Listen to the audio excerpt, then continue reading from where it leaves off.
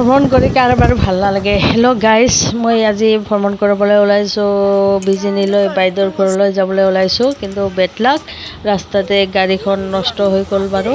এতিয়া টায়াৰ মানে সলনি কৰিব লাগিব। বাকী আপোনালোক সকলোকে মই নমস্কাৰ জনাইছোঁ আৰু আমাৰ ইৰা ৰাইবলক লৈ স্বাগতম জনাইছোঁ। আপুনি যদি চেনেলটো নতুনকৈ আহিছে তেনেহ'লে নিশ্চয়কৈ ছাবস্ক্ৰাইব কৰি ল'ব আৰু ভিডিঅ'টো যদি ভাল লাগিছে লাইক এটা কৰি দিব।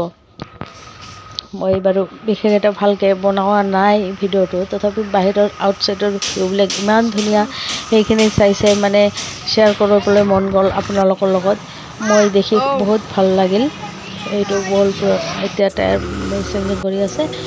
বহলপুৰৰ পাহাৰৰ যিখিনি ঠাই সেইখিনি দেখিবলৈ বহুত ধুনীয়া আৰু এনেকৈ গাড়ীত গৈ মানে বাহিৰৰ ভিউটো চাবলৈ বহুত ভাল লাগে।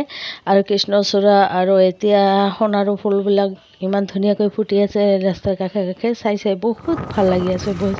বুজিছেনে? চাওকচোন গাড়ীৰে এনেকৈ গৈ কি ধুনীয়াকৈ গাড়ীখন বাহিৰৰ দৃশ্যবিলাক চাই ভাল লাগে দেই।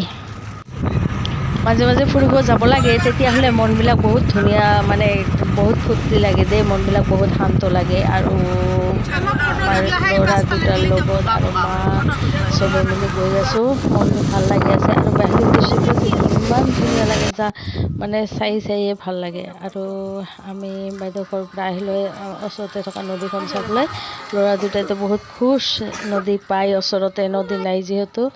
এতিয়া নদীখন চাই মেলি অলপমান বাইদেউৰ ঘৰত ভিডিঅ' মই বনোৱা নাই, তাকে দিব নোৱাৰোঁ, অলপমান ভিডিঅ' বনাইছোঁ। তাতে হাৰমনি লৈ গান গাই আছে। এতিয়া আমি বাইদেউৰ ঘৰৰ পৰা আকৌ আমাৰ ঘৰলৈ উভতনি যাত্ৰা কৰিছোঁ। বহুতখিনি আপোনালোকে বহুত ধৈৰ্য ধৰি ভিডিঅ'টো চালে, প্লিজ লাইক এটা কৰি দিব আৰু যাতে আমি আগলৈ যাব